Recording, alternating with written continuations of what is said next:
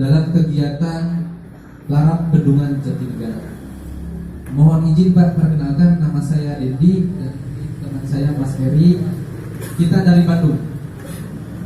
Kantor kita di Bandung. Kita sekarang dapat mandat dari pemerintah pusat lewat Kementerian PUPR langsung. Di bawah tangannya adalah Balai Besar Wilayah Sungai Pamali Juwana di Kota Semarang untuk melakukan pekerjaan larap. Apa itu larap? Yaitu pendataan bidangan-bidangan atau lahan yang nantinya terdampak untuk kebutuhan pembangunan bendungan Jatinegara ini. Itu larap, Pak. Jadi mendata tanah siapa saja yang terdampak, gitu Pak rencananya. Nah, ini latar belakangnya Pak. Pembangunan bendungan ini merupakan lahan sebagai daerah genangan dan sebagai lahan pembangunan pelengkap dan untuk relokasi jalan, baik jalan akses, jalan antar dan lain sebagainya. Sehingga perlu adanya pembebasan tanah dan pemindahan penduduk yang ada dalam areal tersebut kalau ada bangunan. Untuk itu sebelum pembangunan bendungan dimulai diperlukan studi pembebasan tanah dan pemukiman kembali, istilahnya larap Bendungan Jatinegara terkait kegiatan yang dilakukan terdahulu. Jadi larap itu hanya melakukan pendataan Pak, bidangan siapa saja yang nantinya terdampak. Untuk pembangunan bendungan ini Pak, bukan untuk areal genangan dan tapak bendungan saja, banyak lokasi-lokasi teknis lainnya. Misalkan borong area atau tanah urugan, ya. Lokasi quarry atau untuk sirtunya, batu, pasir, batu kerikil, batu besar dan lain sebagainya. Terus ada lokasi disposal, ada lokasi stockpile, area genangan, sepadan dan lain sebagainya. Banyak Pak. Nah kebetulan yang terdampak untuk desa Gantungan ini adalah area genangan dan borong area untuk pengambilan tanah urugan rencana, Pak ya, masih rencana. Next. Nah untuk pembangunan bendungan Pak, itu banyak historinya. Jatinegara ini sudah dilakukan beberapa kali studi, bahkan 7 kali studi dari tahun 2003. Betul informasi dari Pak Camat tadi. Dari mulai embung, Pak, embung jadi bendung, nah, terus sampai ke bendungan. Prosesnya panjang, Pak. Jadi pemerintah kalau untuk bendungan, Pak, misalkan nggak mungkin merencanakan tahun ini direncanakan besok dibangun, nggak mungkin, Pak. Kalau bendungan itu prosesnya lama, harus dikaji benar-benar. Nanti dampak negatif yang dipikirkan, takutnya jebol dan lain sebagainya. Makanya prosesnya sangat panjang, harus dikaji. Ini dari tahun 2003 Pak sampai ke tahun 2020, berarti 17 tahun, ya kan? Belum tentu besok juga tahun depan juga dibangun. Jadi prosesnya sangat panjang Pak.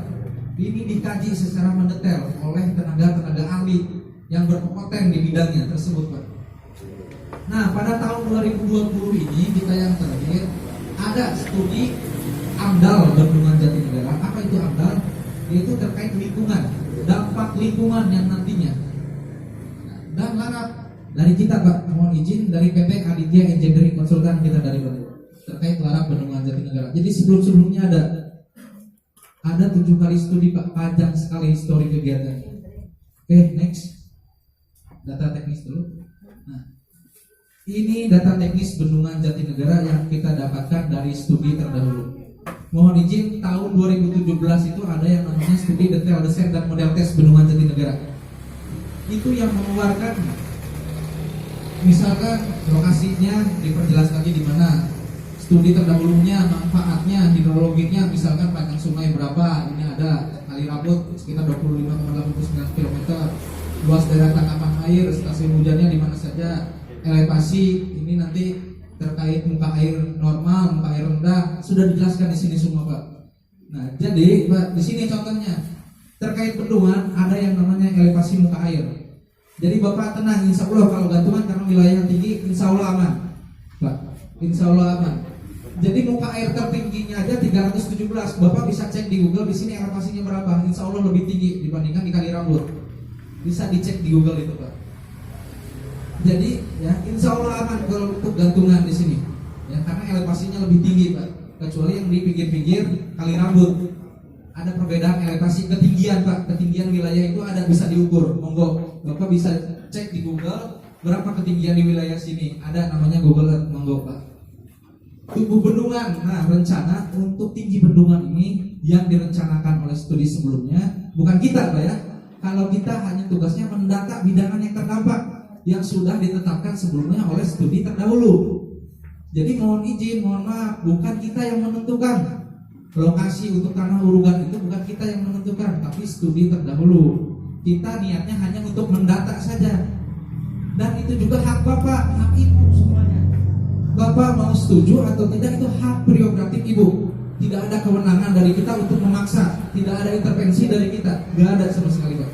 Kita hanya ingin mendata, oh Pak, Ibu, tanah Bapak ini direncanakan oleh studi terdahulu terkena dampak dari pengambilan tanah urugan. Pas setuju atau tidak, itu yang awalnya niat kami, Pak. Kalau Bapak tidak setuju, monggo gimana Bapak. Cuman kita tetap butuh bukti, setuju atau tidak. Butuh bukti tertulis, karena kita ke instansi negara. Mereka tidak mau mendengar, hanya secara lisan. Mana buktinya? Nah itu, sebetulnya gini ceritanya Bu ya. Untuk rencana kegiatan larap ini kita mulai tahun bulan Juli 2020. Kita masuk ke sini itu sekitar akhir bulan Juli. Ya, kita base camp di Warung Pring di Dusun Gombong. Ya. Kita lakukan koordinasi dengan pemerintah daerah dari mulai provinsi, kabupaten sampai ke kecamatan dan desa. Karena ini adalah program nasional dari Kementerian PUPR langsung Bu. Tadi itu kata Pak Camat ya, sepertinya kalau untuk kabupaten ya sepertinya ya nggak ada anggaran untuk pembangunan bendungan. Karena mohon izin, pembangunan bendungan itu studinya ya kan banyak ya, itu juga memerlukan uang yang sangat besar.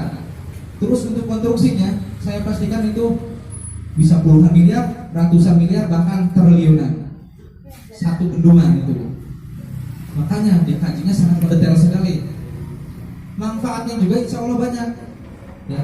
Jadi mana mungkin pemerintah mengeluarkan dana yang sangat besar tapi tidak ada manfaatnya, apalagi malah merugikan masyarakat. Pasti pemerintah akan mengkaji ulang Pak. Kalau seperti itu, ini nggak ada manfaatnya, malah merugikan masyarakat. Buat apa dibangun, kita ngabisin anggaran? Seperti itu Pak. Jadi rencana bendungan ini yang sudah dilakukan studi tahun 2017 dan sebelumnya, lebar bendungannya itu as bendungan 240 meter dari Jatinegara sampai ke Warung Pring, melintang gitu Pak. Tinggi bendungannya 75 meter, tinggi sekali Pak. Makanya membutuhkan tanah urugan dan material batu pasir yang sangat banyak gitu.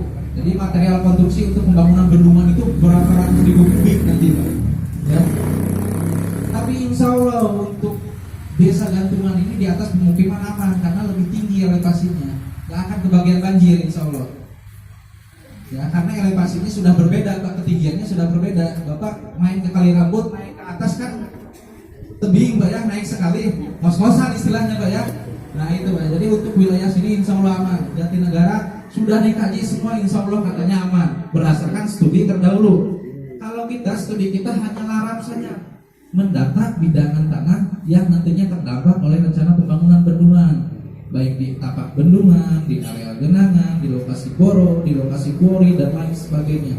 Banyak sekali Pak. Ada 5 lokasi boro, ada 5 lokasi kuori yang sudah ditetapkan oleh studi sebelumnya. Nah, oke, lanjut. Ini ada regulasi pembangunan bendungan Jatinegara. Pembangunan bendungan Jatinegara ini sudah masuk dalam Perpres, Peraturan Presiden Republik Indonesia Nomor 79 Tahun 2019 untuk percepatan pembangunan Provinsi Jawa Tengah. Rencana pengembangan sistem sumber daya air untuk percepatan pembangunan di wilayah Jawa Tengah sudah masuk Perpres. Ya. Tapi tergantung masyarakat, apakah masyarakat mendukung atau tidak. Tadi itu yang saya bilang, pembangunan walaupun judulnya untuk kepentingan umum, tetap harus memperhatikan aspirasi masyarakat. Kalau masyarakat menolak 100%, pemerintah juga akan mengkaji ulang. Seperti itu. Di Perda Provinsi Jawa Tengah Nomor 5 Tahun 2019 sudah tercantum juga. Di Peraturan Daerah tentang RPJMD sudah tercantum juga. Di Peraturan Daerah Kabupaten Tegal, tadi informasi dari Pak Camat, ini masih berbicara embung, tapi informasinya sudah ada revisi yang terbaru, kita belum dapat lihat. Karena dulunya betul rencananya adalah embung. Ketika direncanakan embung, ternyata ini dinilai layak, ditingkatkan menjadi bendung. Dinilai layak, ditingkatkan menjadi bendungan. Jadi Pak, ada perbedaan konsep antara embung dan bendungan. Kalau embung hanya untuk menampung air saja, paling 1 hektar, 2 hektar, ya untuk tampungan air. Nantinya bisa dimanfaatkan oleh masyarakat untuk air baku, untuk MCK dan lain sebagainya. Itu embung. Kalau bendung, sungai hanya dibendung saja airnya untuk dipindahkan alirannya ke kiri ke kanan untuk irigasi, untuk air baku, itu bendung. Kalau bendungan ada areal genangannya, ada waduknya, ada air yang tertampung di situ, Pak. Itu yang namanya bendungan. Ada perbedaan ya. Jadi pemerintah alhamdulillah dari mulai pemerintah pusat, provinsi dan kabupaten sudah sangat mendukung. Apalagi Kabupaten Tegal, apa bukti mendukungnya? Sudah membeli tanah di dekat lokasi rencana areal genangan untuk mendukung pembangunan bendungan ini. Betul Pak? Sekitar kalau nggak salah ada 16 hektar pemerintah kabupaten kemarin.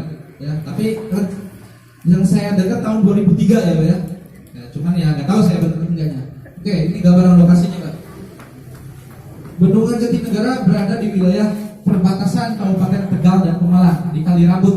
Betul Bu ya? Oke. Nah, ini ada 3 desa yang secara langsung terdampak. Desa Jatinegara, Desa Gantungan, dan Desa Warungpring, Kecamatan Warungpring, tangga sebelah. Ini contohnya Bu. Ini tapak bendungan, ini area perkantoran, ini jalan akses, ini area genangan. Ini yang ditetapkan oleh studi sebelumnya, bukan kita. Kita sudah mendapatkan ini dari studi sebelumnya. Kita hanya ingin mendata tanah siapa saja. Kalau tidak terdata siapa yang rugi? Ya masyarakat. Kalau misalkan ini dibangun, kalau ada yang kelewat 1 orang pun, ya rugi mereka. Tidak terdata, tidak kena ganti dari pemerintah. Istilahnya seperti itu. Tujuan kami hanya itu, Pak. Kalau saya apalagi orang lapangan hanya mendapatkan mandat dari kantor untuk melaksanakan tugas di sini. Bukan pimpinan saya Pak di sini. Ya mohon izin Pak ya. Nah, ini secara citranya sudah kita petakan. Jadi di sini aliran Kali Rambut ini Pak, yang hijau ini nanti batas sepadannya. Di sini sepadan ini, nah nanti yang hijau ini Pak ya nih. Yang hijau ini terlihat ya. Ini nanti untuk muka air banjirnya, tertingginya. Jadi nggak sampai ke genangan, nggak sampai ke perkampungan kan Bu ya? Insya Allah enggak Bu. Ini adalah untuk sepadan. Sepadan itu area sabuk hijau yang nantinya kelilingnya semua akan ditanami tumbuhan untuk RTH, ruang terbuka hijau, untuk taman-taman dan lain sebagainya. Ini titik bendungan, ini area perkantoran. Kita alokasikan di Jatinegara. Insya Allah nanti pariwisata akan muncul dengan sendirinya. Apalagi nanti mudah-mudahan ada kerjasama instansi di sini, baik dari balai desa, wilayah sungai, dari perhutani, dari kecamatan dan desa bisa mengelola istilahnya pariwisata di sini. Insya Allah potensi pariwisata itu datang dengan sendirinya, Pak. Bapak bisa lihat, bisa searching di Google lokasi bendungan, pasti ada pariwisatanya. Itu adalah poin plus dari adanya bendungan. Oke. Nah, ini rinciannya. Total kebutuhan lahan untuk bendungan ini kalau tidak salah nanti ada di slide selanjutnya 350 hektar. Ini mohon maaf Pak, kita sudah melakukan beberapa kali kajian untuk pembangunan bendungan, baik studi FS, DD, ya, model tes, larap dan lain sebagainya. Ini kecil Pak, mohon maaf ya, ini kecil 355. Kita di Banten juga sedang merencanakan di Kabupaten Lebak itu 1.400 hektar.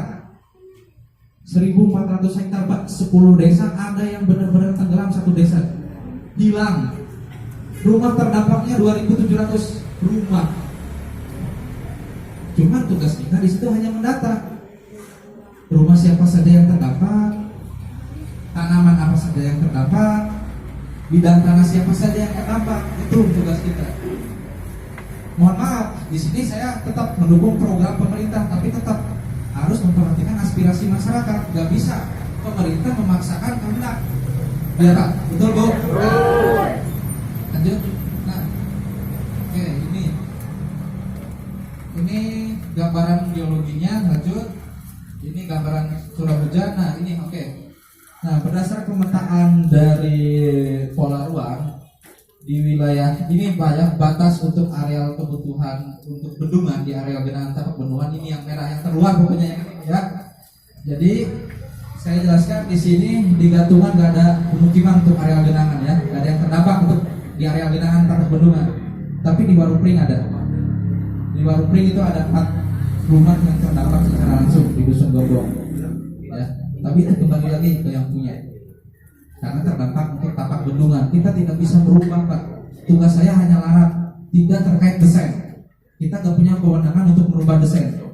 Nah, jadi ceritanya yang di Warupring, perakiraan saya dengan teman-teman ini nggak akan terdampak rumah itu Pak. Ternyata pas dicek lagi, diteliti kembali oleh kita, ternyata kena desain. Posisinya di sini banget gitu nih, tenang. Jadi tadi saya serahkan kembali kepada yang punya, monggo gimana Bapak. Tapi kalau Bapak mau setuju atau tidak, kita tetap butuh bukti. Ya, kita tetap butuh bukti karena kita berbicara dengan instansi negara. Gak bisa kita hanya lisan saja menyampaikan. Mana buktinya masyarakat setuju, mana buktinya masyarakat menolak. Saya di sini hanya menjalankan tugas Pak dari kantor yang dari negara. Seperti itu. Mohon izin Pak, lanjut. Nah, ini rencana as bendungan. Bisa dilihat Pak. Nah, ini kan kali rambut. Di sini rencananya. Nah, lebarnya sekitar 240 meter, tingginya 75 meter. Makanya material konstruksinya juga sangat banyak. Anggarannya juga sangat besar, saya pastikan sangat besar. Bisa kayaknya untuk puluhan enggak, bisa ratusan miliar, bahkan sampai triliun. Nah, bisa triliunan untuk pembebasan tanah, untuk pembangunan tapak bendungan, untuk pembangunan area perkantoran, untuk pembangunan jalan akses, poliron dan lain sebagainya, banyak sekali. Jadi Pak, kalau ini bendungan jadi ada atau tidaknya, kalau saya nggak akan memberikan dampak. Saya bukan orang sini, mohon maaf ya. Saya hanya tugas orang Bandung Bu. Terus nanti ketika ini jadi dibangun, Bapak misalkan setuju, misalkan untuk areal genangan ya kan yang menerima duit siapa? Bukan saya, Bapak langsung. Bukan pemerintah desa juga, tapi ke rekening Bapak langsung, rekening Ibu langsung. Nanti kalau misalkan jadi ketika pembebasan lahannya, itu ke rekening Bapak dan Ibu masing-masing. Nggak ada calo, langsung. Bapak juga nanti berhak negosiasi kalau misalkan harga dari pemerintah terlalu rendah. Ada aturan undang-undangnya, ada regulasinya jelas. Jadi yang jelas pemerintah tidak bisa memaksakan atau mencabut tanah seseorang dengan keterpaksaan, tidak bisa. Oke, lanjut. Ini metodologinya tentang Undang-Undang Nomor 12 Tahun 2012 versi 2012 ini. Jadi ada aturan yang jelas terkait pengadaan tanah untuk pembangunan kepentingan umum, yaitu Undang-Undang Nomor 12 Tahun 2012. Harusnya nomor 12 ini. Jadi jelas ada aturannya, Pak. Gak bisa sewenang-wenang. Perusahaan swasta misalkan, baik dari instansi negara, harus mengikuti prosedur yang jelas dalam pengadaan tanah ini. Lanjut. Nah, oke, ini ada perencanaan, persiapan, pelaksanaan, dan penyerahan hasil. Lanjut. Nah, oke, saya jelaskan ini yang paling penting yang perlu dipahami oleh masyarakat terkait ganti. Ya. Sekarang pemerintah sedang mengupayakan konsep ganti untung, bukan ganti rugi. Apa ganti untung? Berarti nilainya di atas harga pasaran. Itu sedang diupayakan oleh pemerintah untuk pembangunan kepentingan umum. Untuk bendungan Pak, mohon maaf saya cerita dulu. Pemerintah Pak Jokowi tahun 2017 merencanakan 65 bendungan di Indonesia. Mungkin salah satunya di sini. Di Provinsi Jawa Tengah sekarang yang sedang direncanakan, bahkan ada satu yang sedang konstruksi. Ada 3 yang saya ketahui. Yang pertama adalah Bendungan Jatinegara yang ada di perbatasan Tegal dan Pemalang. Ya. Yang kedua Bendungan Dolok yang ada di perbatasan Kabupaten Demak dan Semarang. Yang ketiga Bendungan Ceragu yang ada di perbatasan, bukan perbatasan, di Kabupaten Semarang. Banyak manfaat dari bendungan ini. Yang pertama, insya Allah irigasi. Setelah dibangun bendungan, ada peningkatan saluran irigasi dari pemerintah juga. Insya Allah itu Pak. Itu yang pertama, saluran irigasi, baik saluran primer, sekunder maupun tersier. Insya Allah. Yang kedua, untuk listrik Pak. baik PLTA atau PLTH, pembangkit listrik tenaga mikrohidro. Insya Allah. Yang ketiga untuk air baku itu bisa air minum, untuk MCH dan lain sebagainya. Insya Allah. Yang keempat untuk potensi pencegahan banjir. Ya. Di kota-kota sering banjir misalkan. Nah di daerah hulunya dibangun bendungan, sering banyak itu Pak. Pencegahan banjir, reduksi banjir istilah teknisnya. Yang kelima adalah pariwisata. Insya Allah ketika ada bendungan, ada pariwisata menyusul, dan insya Allah ada peningkatan ekonomi masyarakat di situ. Insya Allah itu biasanya manfaat dari bendungan. Nah kembali lagi ke sini terkait penilaian ganti rugi atau nilai penggantian wajar. Di sini misalkan kalau yang terkena dampak adalah ada tanah, ruang atas atau bawah tanah, bangunan, tanaman, benda yang berkaitan dengan tanah. Ini kerugian fisik, ya, yang terlihat. Pak mohon izin, kalau Bapak kan jual beli antar tetangga, saya mau beli tanah Bapak, di situ nggak dihitung kan tanamannya, ya. Misalkan Bapak dengan tetangga, ini saya punya 10 hektar, mau beli berapa? Kan nggak mempertimbangkan apa di atas tanahnya, tapi pemerintah mempertimbangkan di atas tanahnya Pak. Tanaman dihitung satuan, ya. Tanaman jati dengan tanaman duren itu berbeda harganya pasti. Berapa tanaman jati? Ini contoh ya. Di Kabupaten Demak, karena kita juga ada pekerjaan di Kabupaten Demak untuk pekerjaan larang juga. Harga jati satuannya itu yang besar adalah 7,5 juta. Itu berdasarkan harga satuan dari Dinas Pertanian Kabupaten Demak. Cuma untuk Tegal dan Pemalang kita belum mendapatkan informasi. Kita searching tapi belum dapat.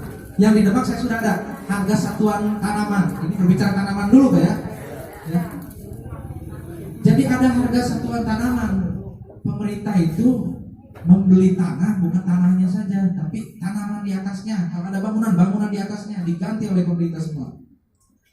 Tanaman misalkan dari mulai bambu, mangga dan lain sebagainya itu dihitung satuan. Ada perbedaan dimensi itu juga menjadi pertimbangan harga. Misalkan diameter lingkaran tubuh batangnya adalah 15 meter misalkan ya, atau 3 meter, itu dihitung juga. Jati contoh di Kabupaten Demak yang tercantum dalam harga satuan, yang besar adalah satu batangnya 7,5 juta, yang kecil 2,5 juta, yang sedang 2,5 juta, yang kecil adalah 300.000. Jadi dihitung. Jadi ketika Bapak menjual tanahnya kepada pemerintah, banyak yang menjadi aspek pertimbangan Bapak juga nanti. Tanaman dihitung, bangunan dihitung, tanah juga dihitung. Tanaman dihitung satuan, tanah dihitung per meter, bangunan dihitung per meter.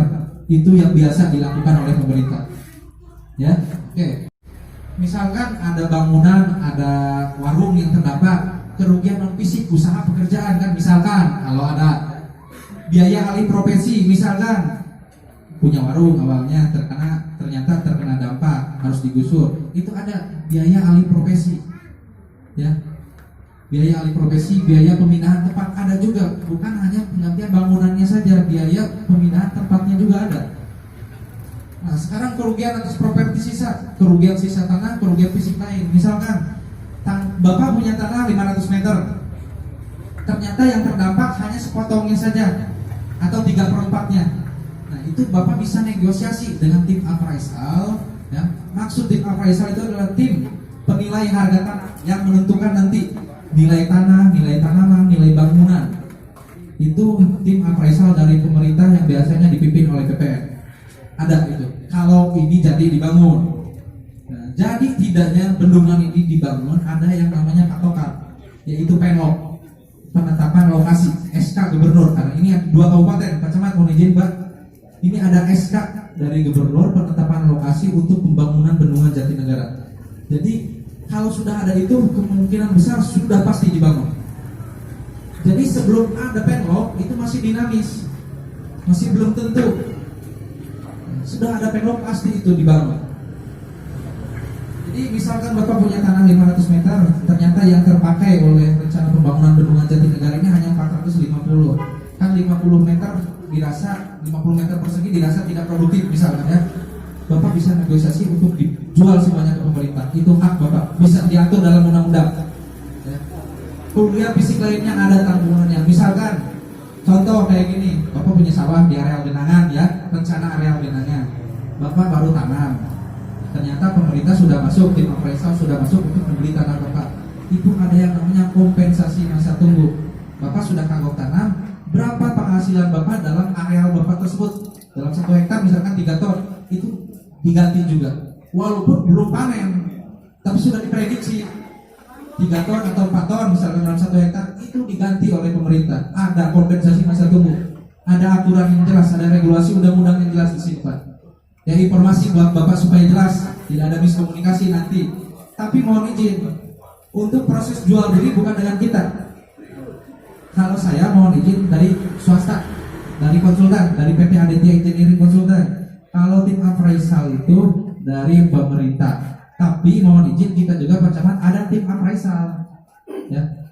Tapi tugas tim appraisal kita hanya untuk menaksir, bukan menentukan. Menaksir perakiraan nilai tanah, nilai tanaman, nilai bangunan, ada tim kita juga. Karena nantinya untuk RAB, semua pekerjaan dari mulai 2003 sampai 2020 itu mengeluarkan RAB, menaksir berapa biaya yang dibutuhkan untuk pembangunan bendungan Jatinegara. Kalau kita khususnya untuk pembebasan, kita juga ada. Jadi insya Allah ada tim kita yang menaksir perakiraan saja, tapi itu nggak jadi patokan, tetap appraisal dari pemerintah yang dipimpin oleh BPR. Oke, next. Nah, jadi pertimbangan untuk nilai itu banyak, ya. Ada nilai pasar yang biasa digunakan, ada NJOP, tapi biasanya tidak menggunakan NJOP karena terlalu rendah. Yang dipakai adalah nilai pasar, ya. Dan sekarang pemerintah sedang mengupayakan nilai ganti untung di atas harga pasaran karena pembangunan kepentingan umum judulnya. Oke, next. Oke. Nah, saya jelaskan dulu. Contoh gini Pak, nilai pasar itu. Misalkan harga pasaran di sini 100.000. Misalkan ya. 50.000. Misalkan ya. Nah, tim appraisal nanti yang menentukan. Oh, ini ternyata hanya 120.000 dari tim appraisal. Bapak Ibu yang punya tanah berhak untuk negosiasi di situ. Berhak sampai ketemu titik temu. Misalkan gitu ya, kalau tidak ada titik temu, itu jatuhnya ke pengadilan. Pengadilan yang memutuskan nanti harga per meternya berapa. Saya contoh cerita ini Pak ya, cerita pengalaman. Saya alhamdulillah dalam kegiatan konsultan ini dari 2017, tapi alhamdulillah, ya mohon izin Pak ya, bukan sombong, saya sudah mulai dari Sabang sampai ke Merauke, alhamdulillah. Saya orang lapangan Pak, kegiatannya kayak gini. Jadi di Bandung itu hanya kantor, tapi yang keliling, cuman ya meninggalkan anak istri, risiko hidup. Kadang cuma di Bandung itu cuma 2 minggu, 3 minggu udah keluar lagi. Gitu Pak. Pengalaman Pak ya untuk kegiatan larap, karena sampai sekarang saya alhamdulillah masih menjalin komunikasi minimal dengan perangkat desa. Mereka selalu memberi informasi, Mas, ini lagi pembebasan tanah nih. Alhamdulillah katanya nilainya ganti untung. Alhamdulillah Mas, ada juga yang ganti rugi. Contoh ya. Kemarin saya di Trenggalek, Kabupaten Trenggalek, Provinsi Jawa Timur. Itu ada saya melakukan pekerjaan larap untuk pembangunan bendungan Bagong. Seluas areal genangannya kalau tidak salah 214 hektar untuk areal genangan. Kalau ini sekitar 63 hektar kalau ini kecil Pak. 63 hektar saja kalau ini. Kalau sana di Bagong itu 214. Kalau di Banten untuk Pasir Kopo itu 1.400 hektar. Ya. Jadi beda-beda Pak bendungan itu. Sampai ke ribuan juga, sampai 2.000 hektar juga ada. Bendungan yang sudah existing, bendungan Jatigede, Jatiluhur itu ribuan hektar. Sampai 2.000 kalau nggak salah. Kalau ini kecil, 63 hektar saja kebutuhan areal genangan. Nah, berbicara pengalaman Pak ya. Tahun 2019 saya di Kabupaten Trenggalek, Provinsi Jawa Timur. Waktu itu pimpinan Pak Bupatinya Emil Data. Sekarang jadi wakil gubernur Provinsi Jawa Timur. Di situ itu tetanggaan kecamatannya Pak. Sekarang sedang konstruksi pembangunan dua-duanya. Bendungan Tugu dengan bendungan Bagong. Bayangkan bagaimana negosiasi tingkat tingginya untuk pembangunan bendungan itu Pak. Yang nilainya triliunan. Bahkan ada beritanya pembangunan yang tumbuh itu sekitar 1,22 triliun. Nah, pada saya 2019 melakukan studi garap, di 2019 akhir langsung penlok penetapan lokasi bahwa areal ini jadi dibangun untuk kebutuhan pembangunan bendungan Bagong. Sekarang masih proses pembebasan tanah. Yang diutamakan adalah untuk pembangunan konstruksi di tapak bendungan dulu, pasti itu yang diutamakan pembebasan. Jadi akan berurutan, enggak sekali. Jadi berurutan, di mana dulu ini yang dibebaskan? Pasti adalah tapak bendungan dulu, karena untuk kegiatan konstruksi. Nah, yang untuk tapak bendungan di Bendungan Bagong ini katanya informasinya harganya sesuai, tapi untuk areal genangan yang Bendungan Bagong ini di bawah harga pasaran. Saya informasikan ke Bapak ya, cerita biar terbuka. Di bawah harga pasaran, masyarakat jelas dong menolak, Pak ya, menolak. Di negosiasi tidak ada titik temu, sekarang ke pengadilan. Tuh, contoh satu. Yang kedua ada contoh. Ini dekat rumah mertua saya sendiri langsung, namanya Bendungan Louis Kris di perbatasan Ciamis dan Tasikmalaya, kabupaten di salah satu kabupaten provinsi Jawa Barat. Saya langsung kenal orangnya, masih tetangga mertua. Dia terkena dampak dari rencana pembangunan Bendungan Louis Kris. Informasinya dia beli tanah 2,5 juta. Saya nggak tahu berapa meter persegi. Dapat ganti untung berapa coba Pak? 95 juta. Jadi dia buka warung langsung. Berarti 20 kali lipat atau 30 kali lipat dari harga awal dia. Itu ternyata terbukti Pak sekarang Pak. Jadi gambaran buat Bapak untuk nanti harga itu tim appraisal yang menentukan, dan tetap saya berharap walaupun nggak ada kaitan dengan Bapak secara keluarga dan lain sebagainya, saya berharap tetap masyarakat di sini mendapatkan ganti untung yang layak. Berharap. Contoh yang Louis Kris tadi, beli 2,5 juta diganti untung oleh pemerintah 95 juta. Kan sangat luar biasa. Langsung buka warung Pak, buka usaha. Itu yang terjadi. Kenyataan Pak, saya bukan bohong. Mangga Bapak bisa periksa di lain-lain tempat. Pembangunan jalan tol memerlukan jalan, pasti ada proses jual beli dengan pemerintah. Pembangunan stadion yang sangat besar, pasti ada proses jual beli Pak. Nggak akan pemerintah istilahnya mencaplok tanah masyarakat tanpa ada proses jual beli, nggak mungkin. Dan di sini saya hanya mendata ketersediaan Bapak dan Ibu itu adalah hak Bapak Ibu. Mohon maaf Pak Camat, Pak Lurah, Pak Ramil, Pak Kapolsek tidak punya kewenangan untuk mengintervensi. Itu hak Bapak Ibu, hak prerogatif, hak perorangan. Cuman ya Bapak Ibu setuju atau tidak, kita butuh bukti. Karena di sini saya menjalankan tugas, ya, bersama dengan instansi negara. Instansi negara nggak bisa hanya lisan saja, masyarakat menolak. Mana buktinya loh? Kamu sampai ngarang katanya, karena nggak ada bukti, gitu kan? Kita tetap butuh bukti. Apalagi ini sudah masuk program nasional, bukan program kabupaten atau provinsi lagi, bukan. Program nasional untuk kepentingan masyarakat di Jawa Tengah. Ya. Oke, next. Nah, mohon izin Bapak Ibu, mungkin kemarin saya sudah menitip. Mungkin Bapak dan Ibu sudah menerima di sini atau perwakilannya. Ini contoh kuesioner. Nah, di sini ada identitas responden. NIK itu nomor kartu keluarga. Nomor induk pendudukan, mohon maaf, nomor kartu keluarga diisi sesuai nama pemilik, lokasi, desa mana, kecamatan mana, kabupaten mana. Koordinat tidak usah diisi. Ini Bapak mau setuju atau tidak, tetap harus diisi Pak ya. Karena kita di sini Pak. Biar ada bukti umurnya berapa, pekerjaannya berapa. Nah, poin utamanya sebetulnya di sini, tapi ini saya jelaskan dulu. Luas tanah yang terdampak berapa berdasarkan SPPT atau sertifikat. Misalkan 500 meter persegi. Luas, kalau ada bangunan berapa yang terdampak. Kalau susah ngitungnya berapa lebar kali panjangnya saja. Ya. Tanaman jenisnya apa saja, jumlahnya berapa. Misalkan durian 7, jati 8, misalkan ya, sengon 5, mangga 6, itu tulis saja semuanya. Tapi itu nanti diperiksa juga oleh tim kita, termasuk tim appraisal oleh pemerintah. Bapak menuliskan di formulir, tapi oleh kita juga mohon izin diperiksa semua. Kita nanti buktikan ada berdasarkan masyarakat, berdasarkan proses lapangan, nanti berdasarkan tim appraisal nanti semuanya dicek Pak. So, satuan gitu Pak. Nah, ternak nggak usah diisi hak bukti kepemilikan. Misalkan bukti kepemilikannya sertifikat atau SPPT atau letter C. Nah, tapi untuk proses jual beli nantinya itu harus sertifikat. Harus.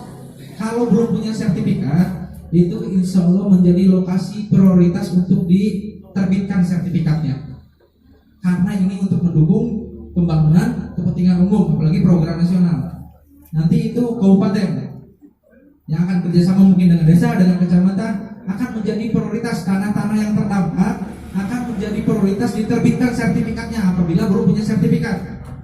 Mudah-mudahan gratis. Ya, mudah-mudahan gratis. Bapak nggak berbayar, mudah-mudahan. Tapi ada juga yang berbayar, mungkin bisa setengah-setengah karena ini kita mendukung program pemerintah, ada konsekuensi dong pemerintah gitu. Mudah-mudahan gratis gitu, mudah-mudahan ya. Nah, di sini harga yang diinginkan kalau Bapak setuju ya, hak Bapak berapapun. Bapak masuk kali 100.000, Bapak masuk 500.000, 300.000 sampai 1 juta pun monggo. Kita hanya mendata saja. Kalau Bapak setuju, kalau tidak setuju dimasukin berapa Bapak harga yang diinginkan. Cuma untuk harga yang diinginkan ya realistis saja kita Pak. Misalkan pasaran di sini misalkan untuk di dekat sungai ya 100.000 mau izin Bapak. Bapak bisa masukkan 200.000 atau 300.000 kan masih realistis, masih terjangkau. Ingat per meter Pak, ingat per meter itu. Tapi itu untuk tanah doang. Misalkan Bapak punya harga ganti untungnya hanya 200.000 per meter, 200 kali 50.000, 10 juta misalkan ya untuk 50 meter persegi. 50 kan kecil Pak, hanya untuk segini. Ya Pak ya, 50 meter persegi itu 5 kali 10 berarti ya. Kecil, 5 kali 10 dapat 50 juta untuk tanah doang misalkan. Tanamannya kan kalau di situ jadi semua 7,5 juta kali 10 udah 75 juta Pak. Beda gitu Pak. Kalau durian dihitung, sengon dihitung semuanya. Nah, jadi tanaman itu dilihat dari kualitasnya juga. Biasanya untuk pelapor atau untuk meja kursi dan lain sebagainya yang kekuatannya bagus itu mahal. Contoh jati harga satuan tanaman yang paling besar maksimal adalah 7,5 juta. Itu di Kabupaten Demak. Cuma saya belum dapat referensi di Kabupaten Tegal dan Pemalang. Betul itu Bu. Saya nanti bisa share ke Pak Camat atau ke Pak Lurah. Nanti ke Bapak juga monggo itu tapi di Kabupaten Demak tahun 2015. Tapi kemungkinan gak akan jauh berbeda harga satuan tanaman itu. Gak akan jauh berbeda. Apalagi ini masih satu provinsi dan berdekatan gitu ya. Nah di sini poin paling penting. Tadi itu kita hanya mendata saja, terserah Bapak, kewenangan Bapak, hak prerogatif Bapak Ibu di sini. Di sini persetujuan kegiatan setuju atau tidak ini Pak, persetujuan kegiatan ini, apakah Bapak bersedia tanahnya dibeli oleh pemerintah atau tidak? Itu doang. Belum terkait harga kalau kita. Kalau misalkan Bapak setuju di sini ya, mohon izin, Bapak setuju misalkan. Nah, ketika proses pembebasan tanah dengan pemerintah tim appraisal tidak menemui kesepakatan, Bapak masih punya hak untuk menolak. Saya pastikan itu. Di sini kita persetujuan untuk kegiatan saja. Maksud kegiatan itu Bapak bersedia tanahnya dibeli oleh pemerintah. Pada saat pemerintah datang, tim appraisal datang, Bapak harganya tidak sesuai, Bapak masih punya hak untuk menolak. Saya pastikan bisa itu. Atau bisa proses negosiasi pajak, atau yang diakhiri oleh pengadilan bisa. Kalau pengadilan apa tujuannya? Karena kan pengadilan namanya memutuskan yang terbaik. Ya, tidak akan membela pemerintah, tidak akan membeli masyarakat, yang terbaik itu pasti memutuskan. Seperti itu Pak. Cuma kan Bapak juga mungkin dan Ibu gak mau ribet mungkin ya. Yang penting di atas agak masalah. Gitu kan Pak? Misalkan kalau itu. Nah, jadi gantinya mau uang ganti lahan atau relokasi ini diatur dalam undang-undang. Misalkan ada bangunan yang terdapat, ya. Nah, bangunan itu mau relokasi atau mau ganti uang. Kalau relokasi itu nanti pemerintah harus menyediakan lahan untuk relokasi. Contoh yang di Lebak kemarin ada 2.700 rumah, ada yang minta relokasi. Pemerintah harus menyediakan, tanggung jawab pemerintah, tanggung jawab sosial pemerintah.